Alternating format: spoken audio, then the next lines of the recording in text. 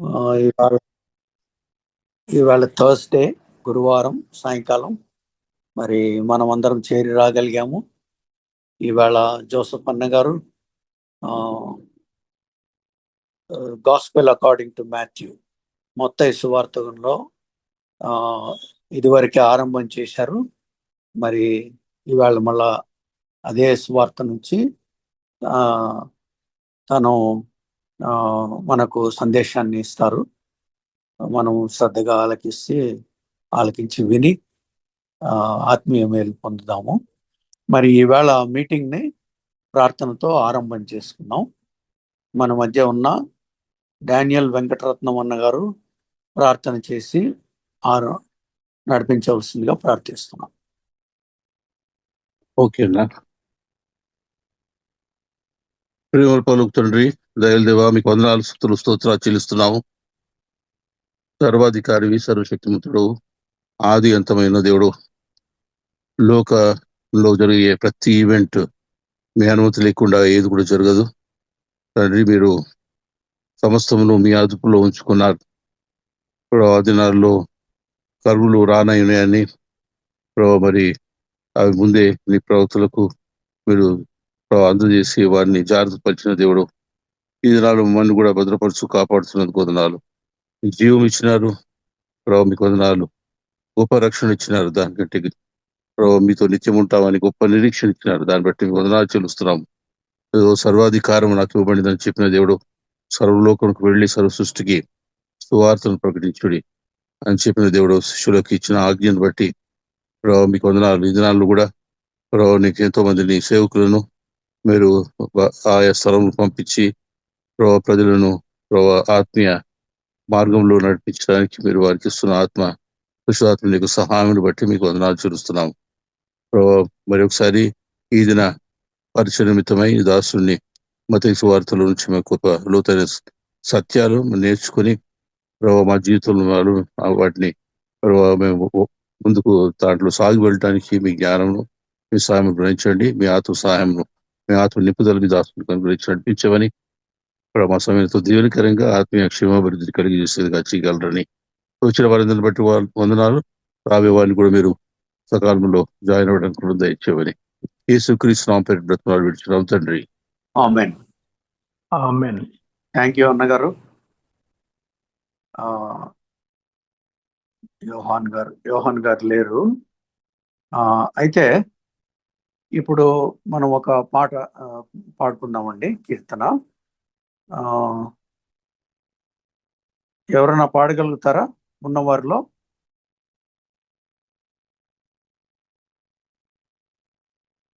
Participants లో ఎవరైనా ఒక పాట పాడగలిగితే 2 చరణాలు పల్లవి.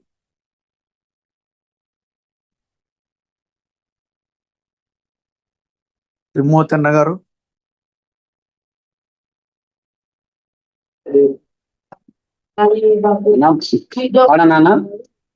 పాడండి. ఫిలమోన్ గారు పాడండి దయచేసి. 2 చరణాలు పల్లవి.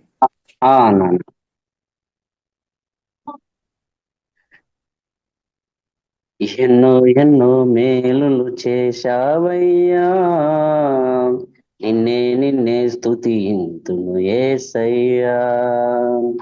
ఎన్నో ఎన్నో మేలులు చేశావయ్యా, నిన్నే స్తుతింతును యేసయ్యా. హల్లెలూయా హల్లెలూయా హల్లెలూయా హల్లెలూయా హల్లెలూయా హల్లెలూయా హల్లెలూయా హల్లెలూయా. ఎన్నో ఎన్నో మేలులు చేశావయ్యా, నిన్నే స్తుతింతును యేసయ్యా. బాధలలో మంచి బంధువైనావు, వ్యాధులలో పరమ వైద్యుడవైనావు. బాధలలో మంచి బంధువైనావు, వ్యాధులలో పరమ వైద్యుడవైనావు. చీకటి బ్రతుకులో దీపము నీవై, పాపములన్నీయో కడిగిన దేవా.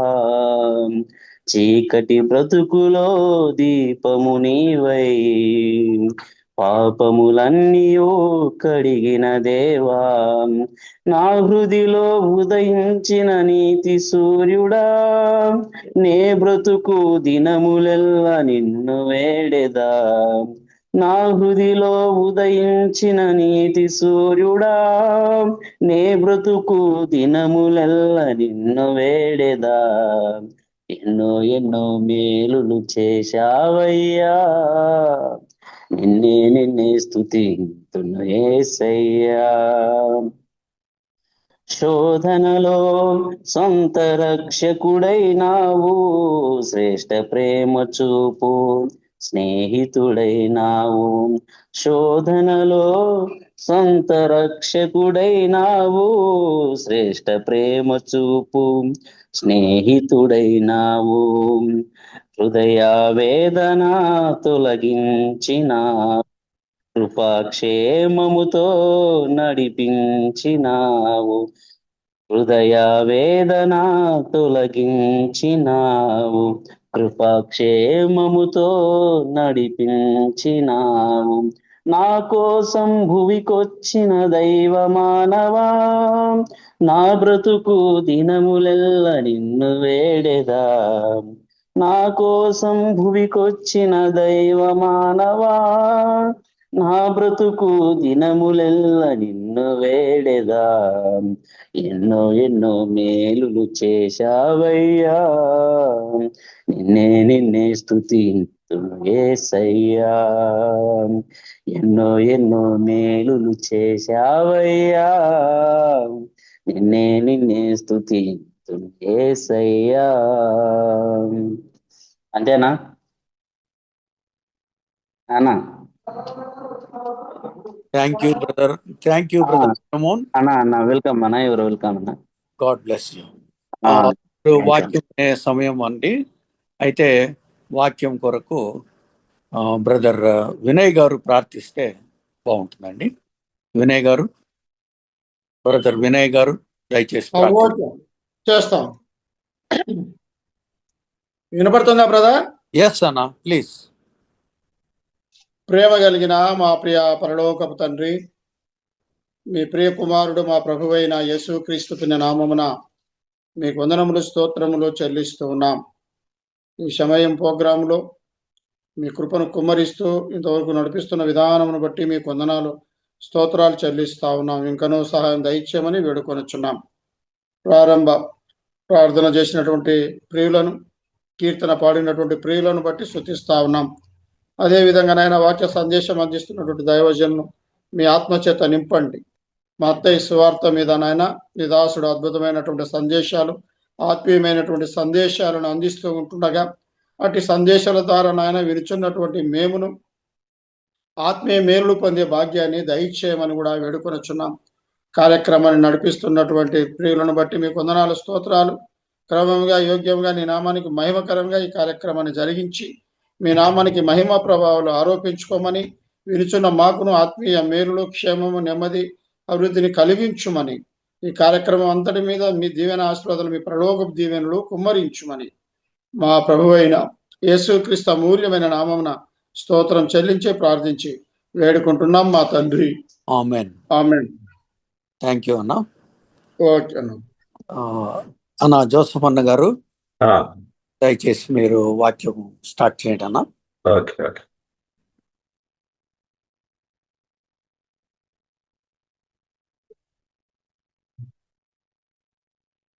ఈ యొక్క సాయంత్రం వేళ ఈ యొక్క బైబిల్ స్టడీ నిమిత్తం చేరి వచ్చిన ప్రతి ఒక్క సహోదరులకు ప్రభు నామమున వందనాలు. మనము మత్తయి సువార్త మీద ధ్యానం చేస్తూ ఉంటున్నాం. మత్తయి సువార్త 4వ అధ్యాయంలో కొన్ని సంగతులు మనము ధ్యానము చేస్తూ వచ్చాము. 4వ అధ్యాయంలో శోధన అనే అంశం మీద మనము కొన్ని సంగతులు ఆల్రెడీ ధ్యానం చేశాము. శోధన అన్నది మరి శరీరము, లోకము మరియు సాతాను సంబంధమైనదని, అది విశ్వాసపు శక్తిని మరి తెలియజేసేదిగా, మనం ఎంత విశ్వాసం కలిగి ఉన్నాం అన్నది ఈ శోధన మనకు బయలుపరిచేదిగా ఉంటున్నది. సో దాంట్లో సాతాను యొక్క ప్రయత్నము, సాతాను యొక్క ప్రేరేపణ, దాని వలన కలిగిన ఫలితము చూసుకున్నాం. మరి రెండవది మనం చూస్తే ఈ యొక్క శోధనకి కావలసిన 4 సంగతులు మరి దేవుడు మనకు అనుగ్రహిస్తాడు. ముఖ్యంగా ప్రార్థన మన శోధన నుంచి తప్పించేదిగా ఉన్నది.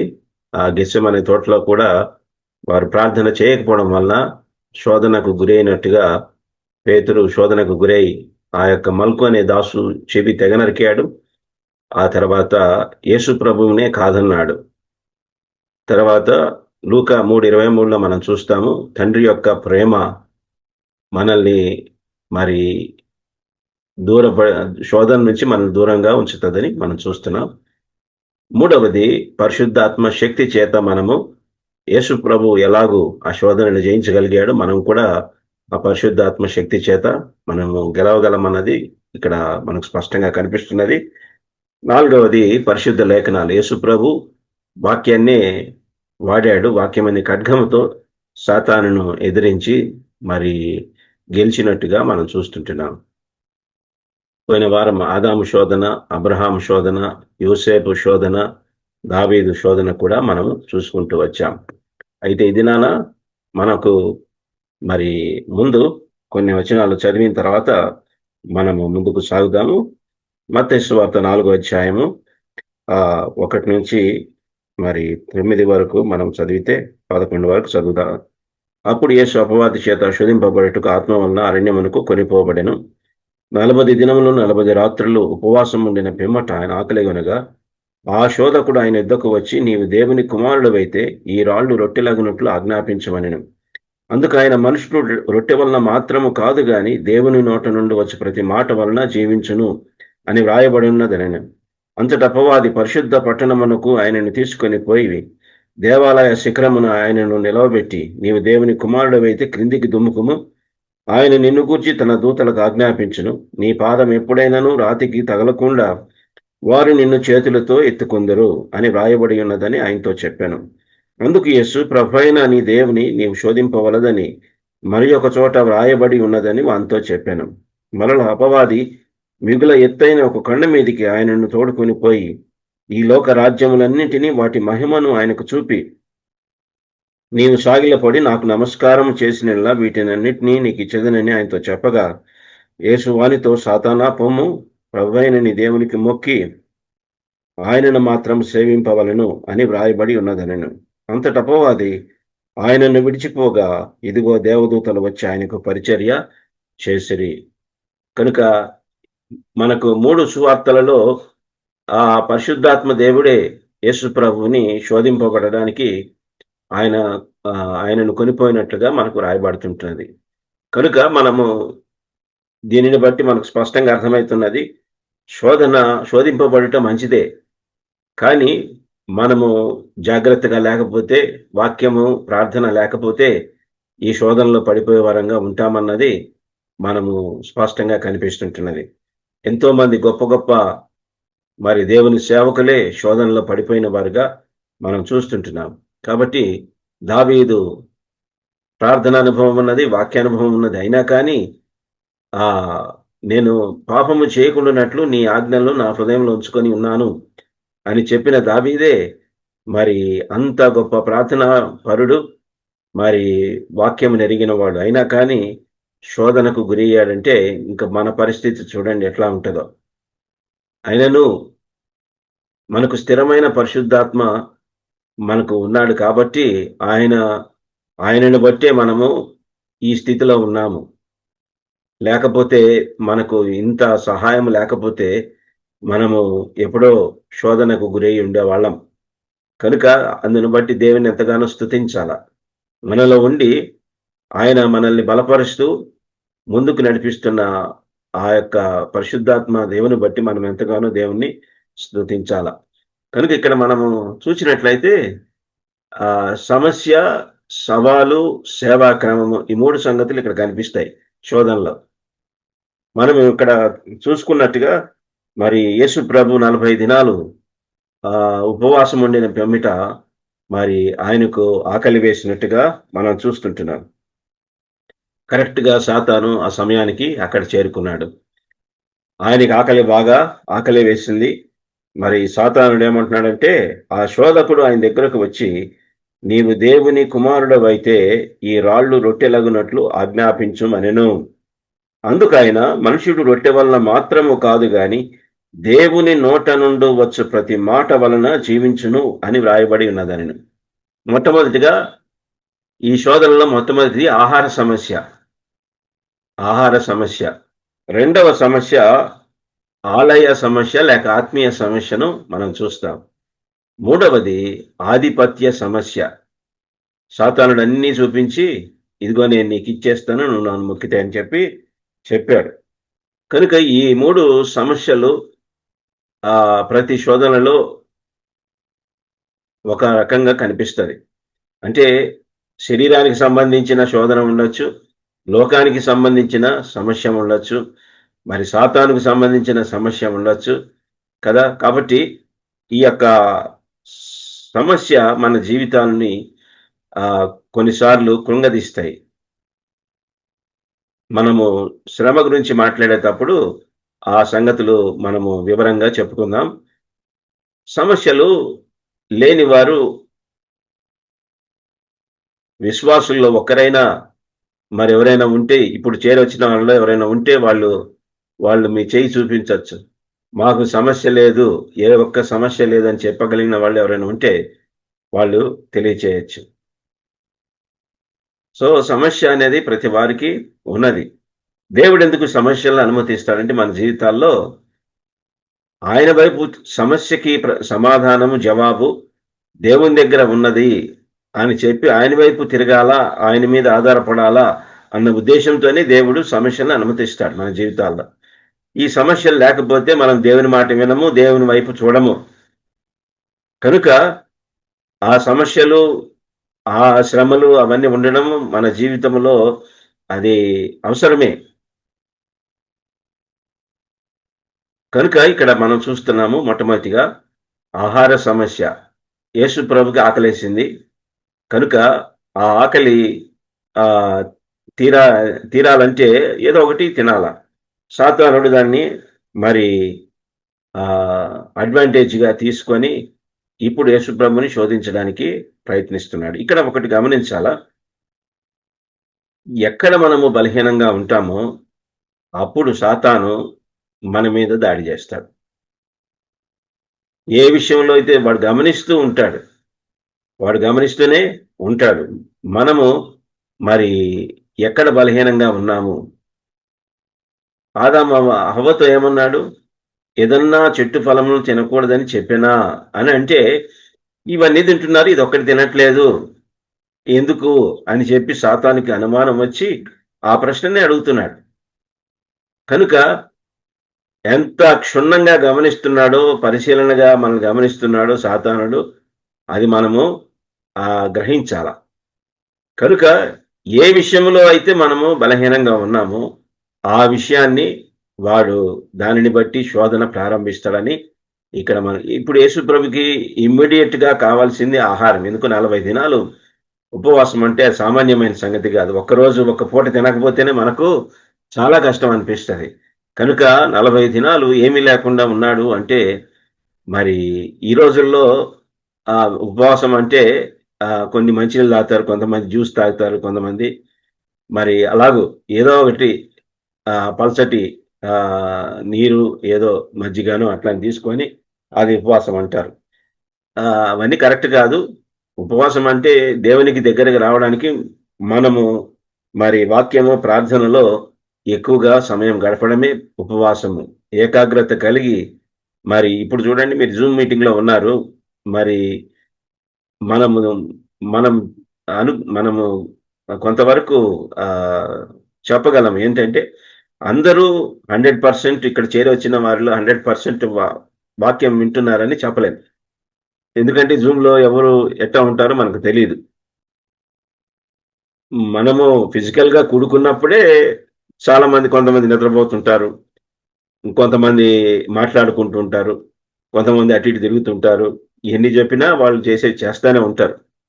కనుక ఫోకస్ అన్నది కొంతమందికి చాలా తక్కువ. కనుక ఏమైతేనే మనము ఇక్కడ యేసు ప్రభు మరి ఆయన ఇప్పుడు వెంటనే కావాల్సింది ఆయనకి ఆహారం. ఆకలికి ఉన్నాడు కాబట్టి ఆకలి కావాల్సి ఉంటున్నది. ఇప్పుడు సాధారణ ఏమంటే నువ్వు రాళ్లను రొట్టెలుగా చేసుకొని తినమంటున్నాడు.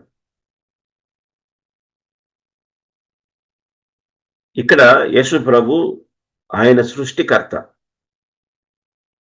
ఇక్కడ అడిగిన మాట ఏంటంటే నీవు దేవుని కుమారుడవైతే ఈ రాళ్ళు రొట్టెలగునట్లు ఆజ్ఞాపించు. కనుక కానీ ఇక్కడ యేసు ప్రభు ఆయన చెప్పిన మాట ఏంటంటే మనుషుడు రొట్టె వలన మాత్రము కాదు గాని దేవుని నోట నుండి వచ్చు ప్రతి మాట వలన జీవించును అని వ్రాయబడి ఉన్నదనెను. కనుక మనుషుడు రొట్టె వలన మాత్రం, ఇప్పుడు భౌతిక ఆహారము ఆత్మీయ ఆహారము రెండు దేవుని నోట నుండి వచ్చినవే. ఇప్పుడు చెట్లు యేసు ప్రభు దేవుడు చెట్లు 3వ దినాన ఆయన మొలుచునుగాక అని చెప్పి దేవుడు ఆజ్ఞాపించాడు భూమిని. కనుక వెంటనే వృక్షములు మొలిచినట్టుగా మనకు కనిపిస్తున్నది. అది మంచిదైనట్టు దేవుడు చూచెను అని రాయబడి ఉంటున్నది. కనుక ఆయన నోటి నుండి వచ్చినది. ఆ యొక్క చెట్ల ఫలాలు మనకు ఆహారంగా ఉండాలని దేవుడు ఆశించి వాటిని సృష్టించిన వాడిగా కనిపిస్తుంటున్నది. ఇప్పుడు సాతానుడు వచ్చి ఈ రాళ్లను రొట్టెలుగా చేసుకోమని అంటూ ఉన్నాడు, ఆజ్ఞాపించమని చెప్తూ ఉంటున్నాడు. కనుక ఇది మనం చూస్తే ఇది తప్పుడు పద్ధతిగా మనకు కనిపిస్తున్నది. తప్పుడు పద్ధతిగా మరి కనిపిస్తుంటున్నది. ఈ మూడిట్లో మనకు 3 తప్పుడు సంగతులు కనిపిస్తాయి. ఒకటి తప్పుడు పద్ధతి, రెండవది తప్పుడు ప్రసంగాలు, అంటే వాక్యాన్ని వక్రీకరించిన సాతాన్ని అక్కడ మనం చూస్తాము. మూడవది ఆదాము నుంచి తీసుకున్న పరిపాలన, అది తప్పుడు పరిపాలనగా అయిపోయినది. దేవుడు ఆదామును సృష్టించినప్పుడు మీరు భూలోకాన్ని ఏలమని ఆయన చెప్పాడు. ఎప్పుడైతే సాతానికి లొంగిపోయాడో సాతానుడు మరి వాని యొక్క ఈ భూమి మీద వాని యొక్క అధికారము వాడు కలిగిన వాడుగా యేసు ప్రభును సైతము, సృష్టికర్త అయిన యేసు ప్రభును సైతము నీవు నాకు మొక్కితే ఈ లోక రాజ్యాలని నీకు ఇచ్చేస్తానని చెప్పడం మనం చూస్తుంటున్నాం. కనుక ఇక్కడ రాళ్లను రొట్టెలుగా చేసుకోమని అంటున్నాడు. 3వ అధ్యాయంలో మనం చూస్తే అక్కడ బాప్తిస్మం ఇచ్చి యోహాను ఏమంటున్నాడు? 9వ వచనం 3:9 అబ్రహాము మాకు తండ్రి అని మీలో మీరు చెప్పుకొన తలంచవద్దు. దేవుడు ఈ రాళ్ల వలన అబ్రహామునకు పిల్లలను పుట్టింపగలడని మీతో చెప్పుచున్నాను. బాప్తిస్మం ఇచ్చి యోహాను ఏమంటున్నాడంటే ఈ రాళ్ల వలన అబ్రహామునకు పిల్లలు పుట్టింపగలడు. కనుక ఈ మాట చెప్పిన తర్వాత సాతానుడు యేసు ప్రభుని మరి రాళ్ల నుంచి పిల్లలను పుట్టింపగలిగినప్పుడు ఈ రాళ్లను రొట్టెలుగా చేసుకోలేవా అన్నట్టుగా ఉన్నది కదా. కాబట్టి ఈ యొక్క నిర్జీవమైన వాటిలో నుంచి జీవము కలిగినది రావాలని, అక్కడ అది ఆహారముగా మారాలని మరి ఆ యొక్క సాతానుడు యేసు ప్రభుని మరి ఆజ్ఞాపించమని చెప్తున్నట్టుగా, శోధిస్తున్నట్టుగా మనం చూస్తుంటున్నాం. కానీ యేసు ప్రభు ఆయన సాతాను మాట వినడానికి, ఆయన శోధనకు లోబట్టడానికి రాలేదు. దేవుని మాట వినడానికి, దేవుని యొక్క చిత్తాన్ని నెరవేర్చడానికే ఆయన ఈ లోకానికి వచ్చాడు. యోహాను సువార్త 4వ అధ్యాయంలో మనం చూస్తాం.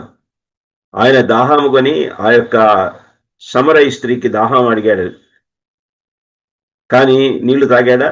ఆ స్త్రీ ఆ నీళ్ళు ఇచ్చిందా? లేకుంటే యేసుప్రభు ఆమెకు నీళ్ళు ఇచ్చాడా? సమరయ స్త్రీ యేసుప్రభుకి నీళ్ళు ఇచ్చిందా?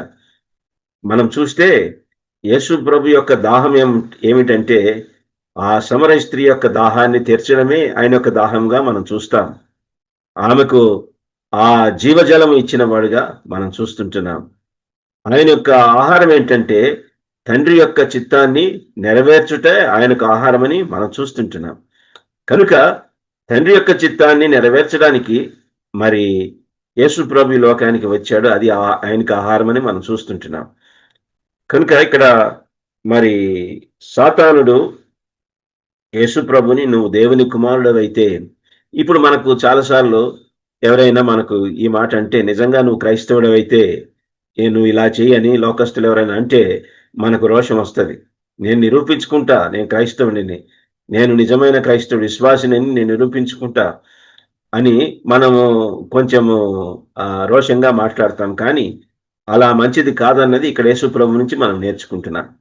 లోకంలో చాలా మంది సవాళ్ళు విసురుతారు, కానీ మనము వాటికి లొంగకూడదు, వాటికి మనము మరి స్పందించకూడదు.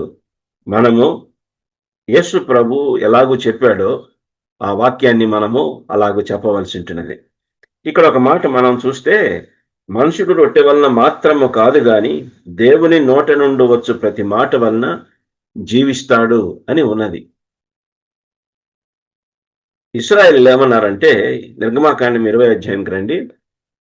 నిర్గమాకాండం 20వ అధ్యాయము. నిర్గమాకాండము 20వ అధ్యాయము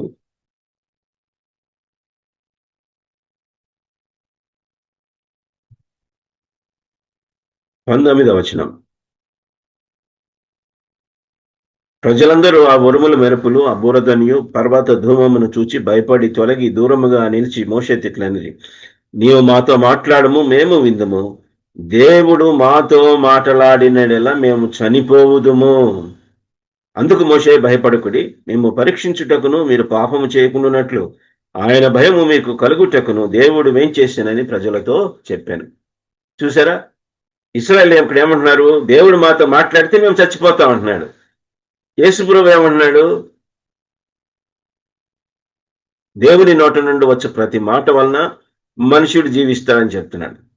కనుక చాలా సార్లు మనకు ఈ ఫాల్స్ ఫియర్ అన్నది ఎక్కువగా ఉంటుంది, తప్పుడు భయాలు. దేవుడు మాట్లాడితే మనం బతుకుతామని యేసు ప్రభువు చెప్తున్నాడు. ఇశ్రాయేలీలేమో దేవుడు మాతో మాట్లాడితే మేము చచ్చిపోతాము. ఎంత వ్యత్యాసమో చూడండి. ఇశ్రాయేలీల ఆలోచనకి యేసు ప్రభు యొక్క ఆలోచనకి ఎంత తేడా కనిపిస్తున్నది. కనుక మనము దేవుని యొక్క వాక్యాన్ని మరి చదివితే, ఆయన మాట వింటే అది మనకు జీవము అన్నది ఇక్కడ మనం చూస్తుంటున్నాం. సంఘ విషయంలో కూడా మనం చూసినట్లయితే, తిమోతికి రాసిన మొదటి పత్రిక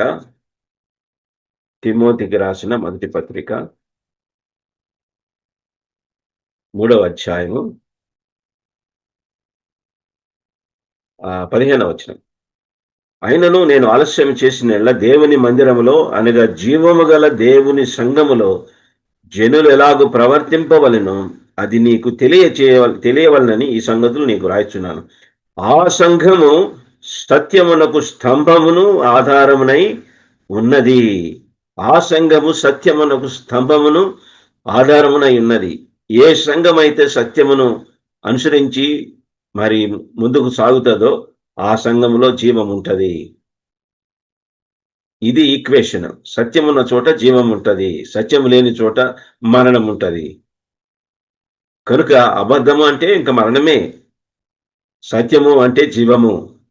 నేనే మార్గమును సత్యమును జీవమునై ఉన్నానని యేసుప్రభు చెప్పాడు. కనుక సత్యము లేని చోట జీవం ఉండదు. ఈ మాట, సత్యమైన మాట మనల్ని బ్రతికిస్తుంది. బ్రతికిన జీవం కలిగిన మనం అందరము ఆ సంఘానికి వెళ్ళినప్పుడు ఆ సంఘము జీవము కలిగిన సంఘముగా ఉంటుందని దీనిని బట్టి మనకు స్పష్టంగా అర్థమవుతున్నది. కనుక సాతాను మాట విని వాడు చెప్పినట్లుగా చేస్తే అది మనకు క్షేమము కాదు, అది మరణాన్నే కలుగు చేస్తుంది. ఎలాగూ మరి సాతానుడు ఆదామమ్మలను మోసపుచ్చి వారిని మరి మరణం కలుగు చేశాడో, మరి మనము కూడా సాతాను మాట విని సత్యమును తృణీకరించి తప్పుడు భయాలు కలిగి తప్పుడు పద్ధతులు కలిగి మనము వెళ్ళినట్లయితే మన యొక్క విశ్వాసము మరి సచ్చిన. అందుకనే ఒక సంఘము, తొలితేర సంఘం అనుకుంటాను, నువ్వు పేరుకు మరి జీవిస్తున్నావన్న పేరున్నది కానీ నువ్వు మృతుడవే అన్నాడు దేవుడు. కనుక మనం చాలాసార్లు బ్రతికున్నట్టుగానే కనిపిస్తాము కానీ జీవోత్సవమే. కనుక ఈ యొక్క సాయంకాలమున మనము ఇక్కడ మొట్టమొదటిగా యేసు ప్రభు యొక్క శోధనలో మొట్టమొదటి సంగతి, మనము ఆయన మాట వలన మనం జీవిస్తాము. అట్లని మనం భోంచేయకుండా ఉండకూడదని కాదు, కానీ చాలా మంది పిల్లల్ని నేను అడుగుతూ ఉంటా, వాక్యం చదివావా, పొద్దున్నే లేచి బైబిల్ చదివావా అని అడిగితే లేదు అంకుల్, మేము చదవలేదు అంకుల్, అది ఇది అన్నారు. మరి 3 పూట్ల తిన్నావా అంటే తిన్నాను అంకుల్ అంటారు. మరి తినడానికి టైం ఉన్నప్పుడు బైబిల్ చదువుకోవడానికి నీకు టైం లేదా అని ప్రశ్నిస్తే వాళ్ళు మౌనంగా ఉంటారు. కొంతమందిని నేను అదే పనిగా కూర్చోబెట్టి 10 వచనాలు నువ్వు చదువు, 10 వచనాలు, యోహాను సువార్త 1వ అధ్యాయం 10 వచనాలు నువ్వు చదువు, నేను టైం పెట్టుకొని చూస్తాను ఎంత టైం ఉంటుందో. 2.5 నిమిషంలో ముగిచ్చేశారు. అది కూడా అంత ఫాస్ట్గా కాదు, క్లియర్గానే స్లోగానే చదివితే 2.5 నిమిషం పట్టింది.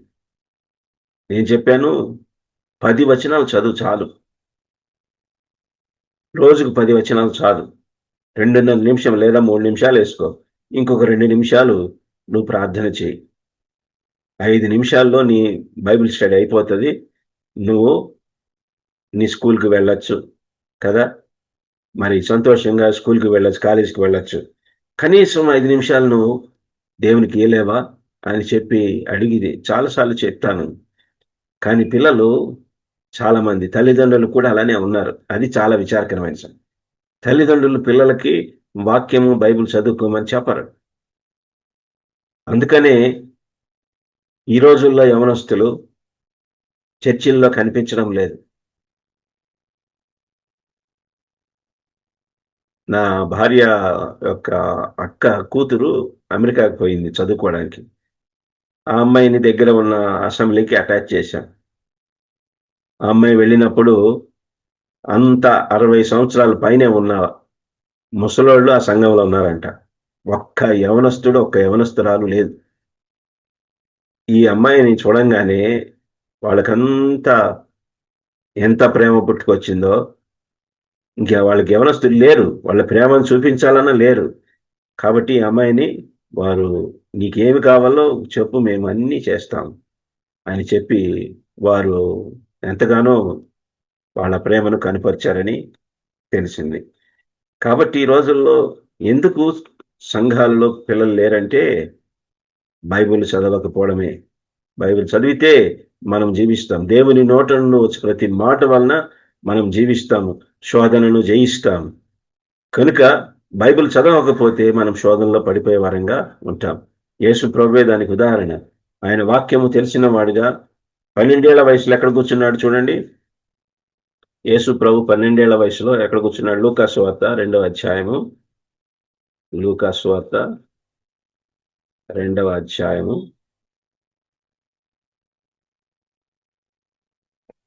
లూకా సువార్త 2వ అధ్యాయము 46, 47.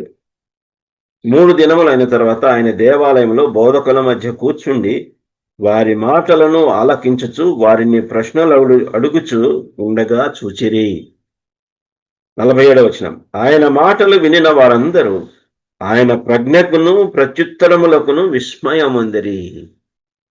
చూసారా, 12 ఏళ్ల వయసులో యేసు ప్రభు ఎక్కడ కూర్చున్నాడంటే బోధకుల మధ్య కూర్చున్నాడు. వారి మాటలను ఆలకిస్తూ ఉన్నాడు, వాళ్ళని ప్రశ్నలు కూడా అడుగుతున్నాడు. తర్వాత ఈయన మాట్లాడుతున్నాడు. ఆయన మాటలు వినిన వారందరూ ఆయన ప్రజ్ఞకును ప్రత్యుత్తరములకును విస్మయం ఉందిరి. 12 ఏళ్ల వయసులో ఇంత జ్ఞానమా? ఈ మధ్యకాలంలో నేను న్యూస్లో చూశాను, 13 ఏళ్ల వయసు ఒక కంపెనీ, ఆ సాఫ్ట్వేర్ కంపెనీ పెట్టుకొని కొన్ని కోట్లు సంపాదిస్తున్నాడు 13 ఏళ్ల వయసుకే.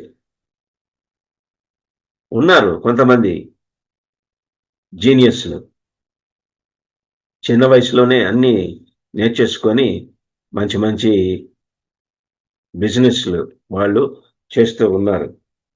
కానీ యేసు ప్రభు పరలోక సంబంధమైన జ్ఞానము కలిగి వారి బోధకుల మధ్య కూర్చొని వారితో మాట్లాడుతున్నాడు. ఈ రోజుల్లో ఏ పిల్లవాడు పెద్దల దగ్గర కూర్చొని బోధకుల మధ్య కూర్చొని మరి దేవుని వాక్యాన్ని మరి వినడము, మరి ఏదైనా డౌట్స్ ఉంటే అడగడము, ఇది ఎవరు చేయడం లే. మీకు ఏదైనా డౌట్స్ ఉన్నాయని అడిగితే ఎవరు మాట్లాడరు. వాక్యం చదివితే కదా వాళ్ళకి డౌట్స్ వచ్చేది. కనుక ఎంత విచారమో చూడండి. కనుక దేవుని వాక్యము మనల్ని జీవింపచేస్తుంది. ఇప్పుడు బైబిల్ ఎలాగొచ్చింది, దేవుని యొక్క లేఖనాలు ఎలాగొచ్చినాయంటే 1 తిమోతిలో 2 తిమోతి 3:16 మనం చూస్తే దైవావేశము కలిగిన ప్రతి లేఖనం అంటున్నాడు. ఇంగ్లీష్లో గాడ్ బ్రెత్ అని ఉన్నది. అంటే దేవుని యొక్క ఊపిరి వలన కలిగిన లేఖనము, పరిశుద్ధాత్మ యొక్క ఆవేశము వలన. పేతురు కూడా అదే అంటున్నాడు. ఎవరు ఊహించుకొని రాసింది కాదు, పరిశుద్ధాత్మ ప్రేరేపణ బట్టే వారు ఈ యొక్క దేవుని యొక్క లేఖనాలు రాసి ఉన్నారని చెప్పి ఆయన చెప్తూ ఉంటున్నాడు. కాబట్టి మనము వాక్యములు చదివే కొద్దీ పరిశుద్ధాత్మ యొక్క శక్తి, పరిశుద్ధాత్మ యొక్క జీవము మన జీవితాలలో మనము అనుభవపూర్వకంగా తెలుసుకోగలము. అది మనల్ని ప్రేరేపిస్తుంది. ఆ యొక్క వాక్యము మనల్ని ప్రేరేపిస్తుంది. ఎలాగూ మట్టి బొమ్మ అయిన ఆదామును దేవుడు వాని నాసికారంధంలో జీవవాయువును వదగా నరుడు జీవాత్మ ఆయను అని మనం చూస్తుంటున్నాం. కనుక దేవుని యొక్క వాక్యం లేకపోతే మనం మట్టి బొమ్మతో సమానం, మరణంతో సమానం. దేవుని యొక్క వాక్యం ఎప్పుడైతే మన నాసికారంధ్రంలో ఆయన పరిశుద్ధాత్మ ద్వారా మనకు ఆ వాక్యాన్ని మన జీవితాలలోకి ఆయన ప్రవేశపెట్టినప్పుడు మనలో జీవం ఉంటుంది. కనుక అలాగూ మనము సాతాన్ని జయించగలము. కనుక ఏ సమస్య అయినా మనము జయించడానికి దేవుని యొక్క వాక్యము మనకు అవసరం అన్నది ఇక్కడ మనకు స్పష్టంగా కనిపిస్తున్నది. ఎక్కడికి మనము ఎవరినో మనము ఆశ్రయించాల్సిన పని లేదు. దేవుని యొక్క వాక్యము చదివితే దేవుడు తన యొక్క ఆలోచనను బయలుపరుస్తాడు. కనుక మనము దేవుని యొక్క వాక్యాన్ని చదివే వారంగా మనం ఉండాలా. శోధనను సాతానుడు వాక్యమే వాడతాడన్నది ఈ యొక్క అధ్యాయంలో మనకు స్పష్టంగా కనిపిస్తున్నది. ఇలాగూ రాయబడినది వాక్యము, నువ్వు నేను చెప్పినట్టు చేయి, అలాగూ వాక్యము నీ జీవితంలో నెరవేరుతుంది అని సాతానుడు భ్రమ పెడుతూ ఉన్నాడు. కనుక అది కూడా తప్పే. ఇప్పుడు మొట్టమొదటిగా ఆహార సమస్య. ఇప్పుడు సంఖ్యాకాండం 21:5 అక్కడ మనం చూస్తాము, ఆహారము మన్నా కురిసినప్పుడు వారు ఇది ఏమి అన్నారు. తర్వాత వాళ్ళు దానికోసం తీసుకోవాల్సిన దానికంటే ఇంకా ఎక్కువ తీసుకున్నారు కొంతమంది తర్వాత వెళ్ళి ఎతికితే ఏమైనా కనిపిస్తుందేమో అన్నట్టుగా దానికోసం వెతికినట్టుగా కూడా కనిపిస్తున్నది. అంత ఆశ కలిగి అంత రుచిగా వాళ్ళు అనుభవించిన తర్వాత సంఖ్యాకాండం 21 వచ్చేటప్పటికి చవిసారములు లేని ఆహారం అంటున్నారు. మన్నా శ్రేష్టమైన ఆహారముగా దేవుడు వారికి ఇచ్చినప్పుడు చూడండి, 20 లక్షల మంది ఐగుప్తు నుంచి బయలుదేరారు. ఒక ఉద్యోగం లేదు, ఒక పంట వేసింది లేదు, ఏది వ్యాపారం చేసింది లేదు. బయలుదేరి వచ్చారు. వాళ్ళ దగ్గర ఉన్న బంగారంతో అక్కడ ఆహారం కొనే పరిస్థితి లేదు, అరణ్యంలో ఉన్నారు కాబట్టి. ఇక ఆహారం ఎట్లా వస్తుంది? దేవుడే వారికి ఆహారమును పైనుంచి ఇచ్చాడు. చూసారా ఎంత కృపగల దేవుడు, ఎంత ఆయన బయటికి పిలిచాడు ఇంకా వదిలేస్తాడు అనుకున్నారా? కాదు, దేవుడు వారిని పోషించాడు. 40 సంవత్సరాలు పోషించాడు. మీరు ఒక లెక్క వేయండి. ఈరోజు అంటే ఇప్పుడు గ్యాస్ లేదు కాబట్టి కొంచెం రేట్లు పెరిగినాయండి. మనకు దాదాపు ఒక ప్లేట్ ఇడ్లీ 50 రూపాయలు. ప్లేట్ ఇడ్లీ 50 రూపాయలు. వాళ్ళు ఆజాన బాహువులు అరణ్యంలో ప్రయాణం చేస్తున్నారు కాబట్టి దాదాపు 2 ప్లేట్లు తింటారు, ఈజీగా 2 ప్లేట్లు తింటారు. కనుక 100 రూపాయలు ఒక్క వ్యక్తికి, ఒక్క పూటకి 100 రూపాయలు. అలాగైతే 20 లక్షల మందికి ఎంత? 20 లక్షలు ఇంటూ 100, 20 లక్షలు ఇంటూ 100 ఎన్ని కోట్లు అవుతుంది? 20 కోట్లు. భోజనము వాళ్ళ లెక్క వేసుకుంటే దాదాపు 150-200 రూపాయలు. 200 ఇంటూ 20 లక్షలు వేసుకుంటే దాదాపు 40 కోట్లు. డిన్నరు మళ్ళీ ఇంకొక 40 కోట్లు. ఇంకా టీ బిస్కెట్లు తీసేయంగా మనకు రోజుకి 20 లక్షల మంది ఇస్రాయేల్కు రోజుకి అయిన ఖర్చు ఎంతంటే 100 కోట్లు. ఏ గవర్నమెంట్ భరిస్తుందండి? ఇప్పుడు అందరినీ లేడీస్కి ఫ్రీ ట్రావెల్ అని ఇచ్చాడు కదా, ఇలాగూ అన్ని ఉచితంగా అన్ని ఇస్తున్నారు, మంచిదే. కానీ మరి ఇలాగ ఇచ్చినప్పుడు అది గవర్నమెంట్కి ఎంత లాస్ భరిస్తుందో మనం ఒకసారి ఊహించగలం కదా. అయితే దేవుడికి నష్టం ఏమి లేదు, సమస్తం ఆయనే వారికి కావలసిన శ్రేష్టమైన ఆహారాన్ని దేవుడు వారికి ఇచ్చిన తర్వాత ఈ సవిసారములు లేని ఆహారము అని వాళ్ళు దానికి చెప్పడం మనం చూస్తుంటున్నాం. అప్పుడు ఆ పరిస్థితుల్లో దేవుడు వారి మధ్యకి తాపకరమైన సర్పములు పంపించినప్పుడు వారికి కాటు వేసి చనిపోయిన వారికి చాలా మంది ఉంటున్నారు. తిరుగా మోషే దగ్గరికి వచ్చి మేము తప్పు చేశామని ఒప్పుకున్న తర్వాత దేవుడు దానికి ఒక పరిష్కారాన్ని ఇచ్చాడు. ఆ ఇత్తడి సర్పాన్ని స్తంభం మీద పెట్టి ఎవరైతే నిదానించి చూస్తారో వారు బతుకుతారు అని చెప్పి దేవుడు చెప్పినట్టుగా మనం చూస్తుంటున్నాం. చూసారా, కేవలము ఒక ఆహారం గురించి వారు ఎంతగా దాన్ని మరి కొని తెచ్చుకున్నారో మనం చూస్తుంటున్నాం. కాబట్టి దేవుని నోట నుండి వచ్చే ప్రతి మాట వలన ఇప్పుడు ఆత్మీయ ఆహారము చాలా ప్రాముఖ్యం. చిన్నప్పుడు మా ఫాదరు మరి కీర్తనలు నేర్చుకొని, మొదటి కీర్తన 23వ కీర్తన అట్లా అది నేర్చుకొని చెప్పితే గానీ మాకు బ్రేక్ఫాస్ట్ పెట్టేవాడు కాదు. కేవలం బ్రేక్ఫాస్ట్ కోసం మేము ఆ కీర్తనలు నేర్చుకున్నాము, కానీ ఈరోజు అవి పని మాకు బాగా సహాయకరంగా ఉంటున్నాయి. మేము ఈ మాత్రము మరి విశ్వాసంలో ఆత్మీయంగా ఉన్నామంటే అది ఆయన ఆ దినాన మాకు నేర్పించిన సంగతే. కనుక మనం పిల్లల్ని మనము వాక్యం పొద్దున లేవగానే వాక్యం చదివే ప్రార్థన చేసేటట్టుగా మనము వారిని ప్రోత్సహించాలా, వారికి చెప్పాలా, లేకపోతే వారికి తెలియదు. వాక్యం యొక్క ప్రాముఖ్యత వారికి చిన్నప్పటి నుంచి మనం నేర్పిస్తేనే వారి పిల్లలు నేర్చుకుంటారు. చాలా విచారం, తర్వాతి తరంలో సంఘంలో ఎవరైనా ఉంటారా అన్నది అనుమానమే. కనుక ఇప్పటి నుంచి వారిని తర్ఫీదు చేయకపోతే మరి తర్వాతి తరంలో మరి సంఘాలు ఉంటాయా, సంఘాలు నడిపించే నాయకులు ఉంటారా, నడిపించినా కానీ ఎట్లా ఉంటారన్నది మనము చెప్పలేం.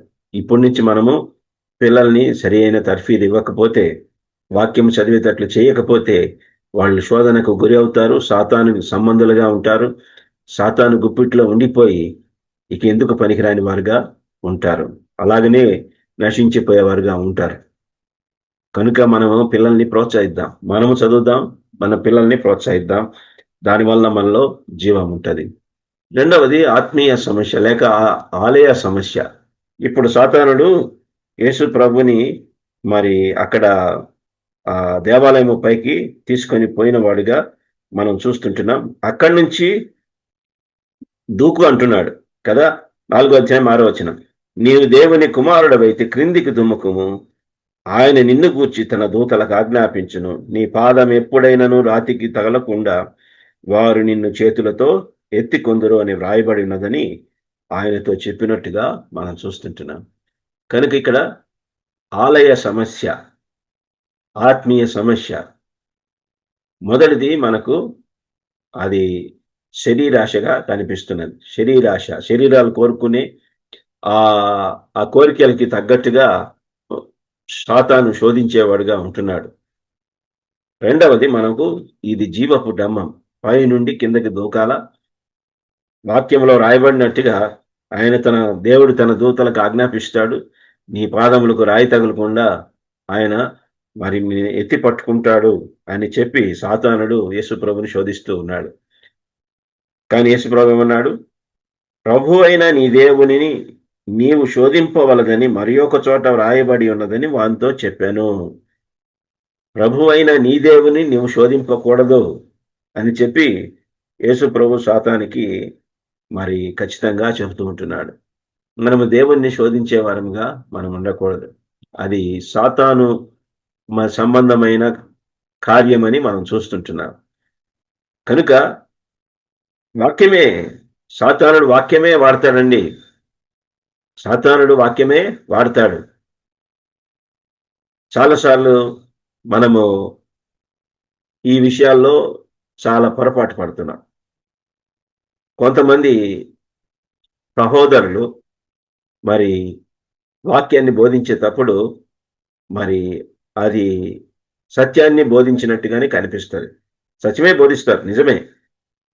కానీ మనము పూర్తిగా నమ్మిన తర్వాత సత్యమును పక్కన పెట్టి తర్వాత అసలు బోధ తీసేవారుగా ఉంటున్నారు. అది నేను అనుభవపూర్వకంగా ఎరుగుదును. మార్మోన్స్ అనే ఒక తప్పుడు సంస్థ ఉంటున్నది. వారు చక్కగా సువార్తను బోధిస్తారు. ఆ తర్వాత మనము నమ్మిన తర్వాత వారు మరుసటి రోజు వచ్చి వారు వేరొక పుస్తకాన్ని తీసుకొని వచ్చి బైబిల్ను పక్కన పెట్టేసి, ఇది అసలైన పుస్తకం, ఇది అసలైన ప్రత్యక్షత, జోసెఫ్ స్మిత్ అనే ఆయనకి దేవుడిచ్చిన ఈ ప్రత్యక్షత, ఇది అసలు ప్రత్యక్షత అని దాన్ని బయటికి తీసి చూపిస్తారు. ఇక్కడే మియాపూర్ దగ్గర వాళ్ళ చర్చి కూడా ఉన్నది. Later day saints of lord Jesus Christ అని వాళ్ళు బ్యాడ్జ్ కూడా పెట్టుకుంటారు. వాళ్ళని మార్మోన్స్ అంటారు. కనుక తప్పుడు బోధకులు సత్యమే బోధిస్తారు. మనము నమ్మిన తర్వాత వారు మనల్ని తప్పుడు మార్గంలోకి తీసుకొని వెళ్తారు. చాలా భయంకరమైన మరి తప్పుడు సిద్ధాంతం. ఈరోజు ఇంకొక తప్పుడు బోధ నేను కొత్తగా తెలుసుకున్నాను. అది కొరియా దేశానికి చెందిన ఒక వ్యక్తి లీమాన్ హీ అని ఆయన తప్పుడు కల్ట్కి ఆయన ఫౌండర్ అన్నమాట. ప్రకటన గ్రంథము అంతా మేమే చెప్పగలం, మాకే తెలుసు. ఎందుకంటే లీమాన్ హీ అనే వ్యక్తి ఎవరో కాదు, యోహానికి బయలుపరిచిన దూత లీమాన్ హీనే. ఇప్పుడు 1 నుంచి 17 అధ్యాయాలు ఆల్రెడీ నెరవేరిపోయినాయి. అది కూడా కొరియాలో నెరవేరిపోయినాయి. ఇంకా 18 నుంచి 22 అధ్యాయాలు నెరవేరవలసి ఉంటున్నాయి. కనుక 1,44,000 మంది చెప్పబడిన సంఖ్య ఎవరైతే మా సంస్థలో చేరుతారో వారే ఆ పరలోకానికి వెళ్తారని అలాంటి తప్పుడు బోధ ఇప్పుడు ఈ మధ్య కాలంలో కనిపిస్తుంటున్నది. అది తప్పుడు బోధలు తొందరగా వ్యాపిస్తాయి. సత్యము త్వరగా వ్యాపించదు, కానీ తప్పుడు బోధలు మటుకు చాలా త్వరగా వ్యాపిస్తాయి. సరే, మెట్టుకు సాతానుడు వాక్యాన్ని వక్రీకరించి మరి అనేక మంది విశ్వాసులను మరి తప్పుడు దొరవలకు నడిపిస్తున్న వాడిగా మనం చూస్తుంటున్నాం. చాలా మందిని నేను గమనించాను. మా సొంత సంఘంలో, స్థానిక సంఘంలో కూడా ఇలాంటి వారిని మేము చూసాము. ఒక యవనస్తురాలు, మేము ఇక రేపు బాప్తిస్మం ఇయ్యాల, కౌన్సిలింగ్ అయిపోయింది. ఒక 2-3 months మేము కౌన్సిల్ చేసినాకనే బాప్తిస్మం ఇస్తాం. ఎక్కడే కానీ ఆ అమ్మాయి ఎప్పుడే కానీ ఏ సంగతి చెప్పలేదు. మేము అనుకున్నాము సాక్ష్యము చక్కగా చెప్పింది, మిగతా విషయాలన్నీ చక్కగా ఉన్నాయి. రేపు బాప్తిస్మము అనంగా ముందు రోజు మరి నాతో చెప్పింది, అన్న నేను పెళ్ళయింది కానీ భర్త దూరంగా ఉంటున్నాడు, మేమిద్దరం కలిసి లేము అని చెప్పింది. నేను అన్నాను, సరే కొంతకాలం ఆగితే మంచిది, మేము ఈ సంగతులు విచారణ చేసి అవసరమైతే మిమ్మల్ని ఇద్దరిని సమాధానపరిచి ఆ తర్వాత మరి ఆలోచిస్తామని చెప్పాము. ఆ తర్వాత కొద్ది రోజుల తర్వాత అమ్మాయి చర్చికి రావడం మానేసింది. తర్వాత వేరే పెళ్లి చేసుకుంది. ఆ తర్వాత పెళ్లి చేసుకున్న తర్వాత ఒక అమ్మాయి పుట్టింది. ఆ తర్వాత మరి ఆ అబ్బాయి కూడా చనిపోయాడు. చనిపోయిన తర్వాత మరి ఆ అమ్మాయి ఒకరోజు నాకు మధ్యరాత్రి 1 గంట అప్పుడు యేసు ప్రభుని భయంకరంగా దూషిస్తూ చాలా భయంకరమైన మరి చెడ్డ మాటలు మరి చెబుతూ నాకు వాట్సాప్లో మెసేజ్ పెట్టి, అప్పటికే అర్థమైంది. ఇంకొక సహోదరితో కూడా అలాగనే వాదించిందని నాకు చెప్పారు. తర్వాత ఇంకా అది నా వాట్సాప్ మెసేజ్లో నేను చూసి అలాగూ చాలా ఆశ్చర్యపోయాను. చూసారా ఎంతగా సాతానుడు వాన్ని మరి వెనక్కి తీసుకొని వెళ్ళిపోతున్నాడో. మనకు ప్రస్తుత కాలంలో అలాంటివి నేను చాలా చూశాను. చాలా మంది విశ్వాసులు, సాతానుడు ఎవరిని పట్టుకున్నాడంటే నాయకుల్ని, సంఘంలో నాయకుల్ని, పెద్దల్ని, పాస్టర్లని పట్టుకుంటున్నాడు, కుటుంబాలని చెడగొడుతుంటున్నాడు. కనుక మనము జాగ్రత్తగా లేకపోతే సాతానుడు మనల్ని మోసపుచ్చుతాడు. ఇప్పుడు చేప పట్టాలంటే ఒట్టి గాలం వేస్తే సరిపోదు. గాలం వేస్తే ఇది ఏ చేప పడదు, దానికి ఎర పెట్టాల. ఈ ఎర పెడితేనే చేప పడుతుంది. కనుక సాతానుడు ఎర పెట్టి మనల్ని మరి తన గాలెంలో ఇరికించుకుంటున్నాడు. కాబట్టి మనము జాగ్రత్త లేకపోతే సాతానుడు మనల్ని చెరపడతాడు. కనుక యేసు ప్రభువునే ఆ సాతానుడు ఎంతగా మరి ప్రయత్నం చేశాడో, ఆయన వాక్యములో మరి బలంగా ఉండడాన్ని బట్టి ఆ యొక్క శోధనను జయించగలిగాడు. ఇక్కడ సాతానుడు వాక్యమే వాడుతున్నాడు. వాక్యమును వాడి యేసు ప్రభుని మరి శోధనలో ఓడిపోయేటట్టుగా చేయాలని ప్రయత్నం చేశాడు. కానీ యేసు ప్రభు ఇచ్చిన సమాధానం, నీ ప్రభువైన నీ దేవుని నీవు శోధింపవలదని మరి ఒక చోట రాయబడి ఉన్నది. కనుక మనము వాక్యము సాతానుడు వాడుతున్నప్పుడు మనం కూడా సాతానుని వాక్యంతోనే జయించాల. అపోస్తలుల కార్యం 2వ అధ్యాయంలో కూడా ఏమనున్నదంటే మీరు పరిశుద్ధాత్మ అనే వరాన్ని పొందాలంటే యేసుక్రీస్తు నామమున బాప్తిస్మం తీసుకోవాలా అని చెప్పి అక్కడ ఉన్నది. అపోస్తలుల కార్యం 2వ అధ్యాయంలో పేతురు చెప్తున్నాడు. సో ఇప్పుడు దానిని పట్టుకొని ఒక తప్పుడు సిద్ధాంతము, ఒక తప్పుడు సంఘము బయలుదేరింది. అపోస్తలుల సంఘం అని బయలుదేరింది. ఏమంటే త్రిత్వాన్ని నమ్మకూడదు, యేసు ప్రభు నామమున బాప్తిసం తీసుకోవాలా అనే తప్పుడు బోధ సిద్ధాంతము బయలుదేరింది. కనుక యేసు ప్రభు చెప్పిన మాట ఏంటంటే మత్తయి సువార్త 8వ అధ్యాయంలో తండ్రి, కుమార, పరిశుద్ధాత్మ నామమున వారికి బాప్తిస్మం ఇయ్యాలా అని యేసు ప్రభు స్పష్టంగా చెప్పాడు. ఎందుకంటే మన రక్షణలో ముగ్గురు యొక్క ప్రమేయం ఉన్నది. తండ్రి యొక్క ఎఫెసీయులకు రాసిన పత్రిక 1వ అధ్యాయంలో మీరు చూస్తే తండ్రి యొక్క ప్రణాళిక, కుమారుని యొక్క పని, పరిశుద్ధాత్మ యొక్క ప్రభావము, ఈ ముగ్గురు కలిసి మన రక్షణలో వారు చేసిన ఆ యొక్క పనిని అది మనకు తెలియజేస్తున్నది. కాబట్టి మనము సాతాను యొక్క మాటలకు లొంగిపోక మనము వాక్యంలో బలంగా ఉన్నట్లయితే వాడు ఒక మాట చెబితే ఇంకొక మాటను మనము దానితో సంధించవచ్చు, సరిచేయవచ్చు. సాతానుడు ఇంకా మాట్లాడాడు. కనుక అలాంటి వాక్య బలము, జ్ఞానము మనకు చాలా అవసరం. యేసు ప్రభువు దాన్ని కలిగి ఉండడం బట్టి ఆయన జయించగలిగాడు, సాతాన్ని దూరపరచగలిగాడు. మనకు సమయం అయిపోయింది. 3వది మనం వచ్చే వారం చదువుకుందాం. ఇంకా కొన్ని సంగతులు ఉన్నాయి. సవాలు ఉన్నది. నువ్వు దేవుని కుమారుడవైతే అని సవాలు విసిరాడు.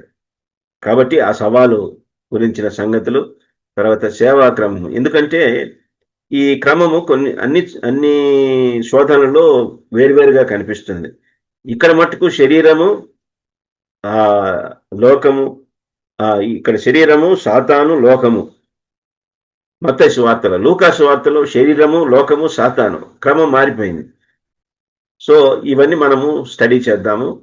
శోధనలో చాలా సంగతులు మనకు మరి ఉంటున్నాయి. వాటన్నిటిని స్టడీ చేసి సంపూర్ణ గ్రహింపు కలిగి మనకు ప్రాక్టికల్గా కూడా మనకు అది ప్రయోజనకరంగా ఉండేటట్టుగా మనము మరి స్టడీ చేద్దాం. దేవుడి మాటలు దీవించగా.